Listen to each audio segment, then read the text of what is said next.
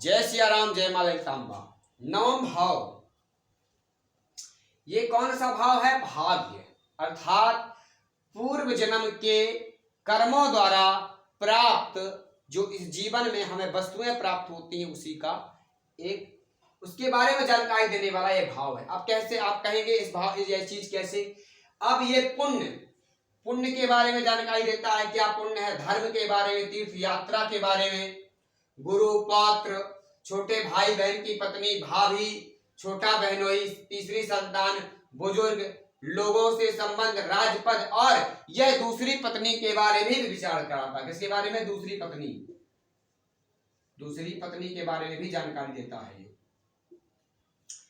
योग, राजयोग, लंबी यात्रा, विदेश यात्रा, हमें पुत्र सुख किस तरह से मिलेगा कि नहीं मिलेगा, इस सवाल को, तथा डॉक्टर का जो उपचार है, डॉक्टर का जो हमारे लिए इलाज है वह किस स्तर का रहेगा, सही रहेगा, कैसा रहेगा, और जातक की इच्छा शक्ति एवं उसकी जागृत अवस्था का जानकारी। यह भाव परोपकार करने की भावना की जो क्षमता है उसको दर्शाता है।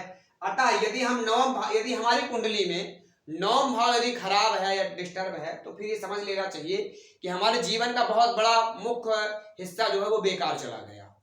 क्योंकि यदि भाग्य में ही वो चीज नहीं है तो हमें वो चीज कैसे प्राप्त होगी?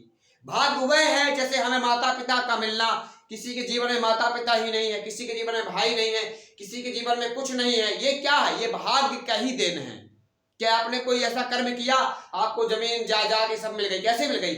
वो आपके भाग्य से ही प्राप्त हुई। तो वही है ये भाव जो हमें अनायास प्राप्त हो गई। ससुराल से बहुत सारा ढेर सारा धन प्राप्त होना, ये क्या है? ये सब भाग्य की ही तो देन है। क्या आपने कोई ऐसा काम किया कि ससुराल से आपको धन प्राप्त हुआ? आप योग्य हो अथवा ना हो, फिर भी वो भाग्य आपको देता है।